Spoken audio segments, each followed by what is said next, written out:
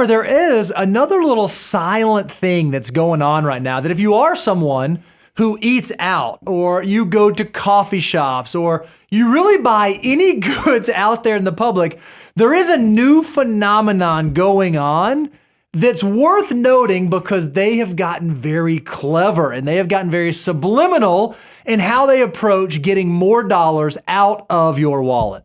We even have a clip, and then I'll save my comments until after this clip. All right, check this out.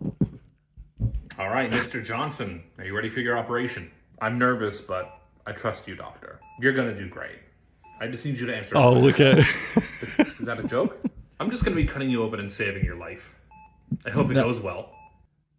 This is the thing I think is interesting, Bo. We haven't gotten to the point where your accountant is asking for tips or your doctor's asking for tips. But I will tell you, and I don't know, I hate to pick on all my West Coast people, but isn't Shake Shack a West Coast I think we have some here, but I think so. Yeah, I know. I've been to the Shake Shack here. And I remember I went to the Shake Shack and I ordered at a kiosk. And then after I ordered my food, didn't talk to a person. I just ordered at this kiosk. It had the whole thing. And the default, I think, was like 20%. That was what they defaulted the tip. Defaulted tip. And I was like, what? Because I was like, okay, well, maybe, because here's the way my brain works. And y'all can put in the comments, you can blast me for being cheap on this. But if it's a counter service meal, but they bust the table, I think it's worth 10%. Okay. Because it's fast, casual restaurants. A lot of them are counter service. But if they bust your table for you, meaning after you finish your meal, you get up and walk away, I'm going to tip you 10%. Okay. So when they have a 20% default, and you have to, it blows my mind. But it wasn't even that, by the way, because I can't even remember how much I tipped, but I fell prey to it. And then I sit down, and I thought they'd bring me the food. Because, fast casual, a lot of times they'll bring you the food. Nope. They call your number out. You walk up to the counter. You pick up your food. And then you sit down. You eat your food. All the condiments are over here. I ate my food. And then after you eat your food, you have to get up and go take your trash over to the thing.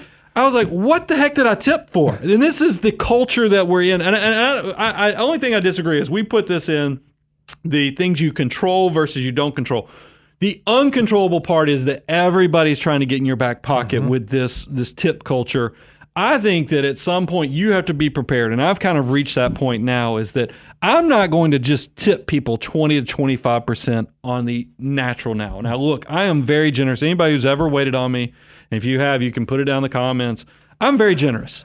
But I am, if it's going to be counter service and other things like that, I'm going to make sure that I'm doing my part of not letting this thing get out of hand, because I do feel like it's gotten out of hand. So there's a unique social contract that exists that when someone says, hey, I just want to ask you a quick question, they flip it over, we naturally, something in our brain makes us think, oh, well, I have to respond in kind. I have to select. And a lot of times they will default, like you said, to 20, 25%.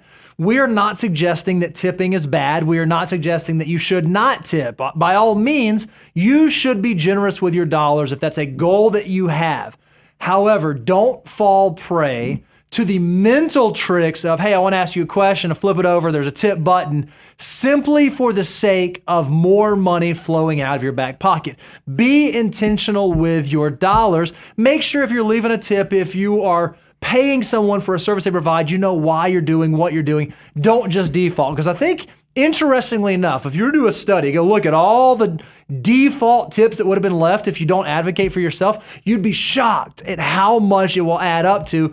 All we're saying is that be intentional, be purposeful, understand where your dollars are going. That's something that's inside of your control. Yeah, I would just educate yourself. Once again, an ounce of preparation is going to pay tremendous dividends. Nothing wrong with tipping. I don't want that to be what comes out.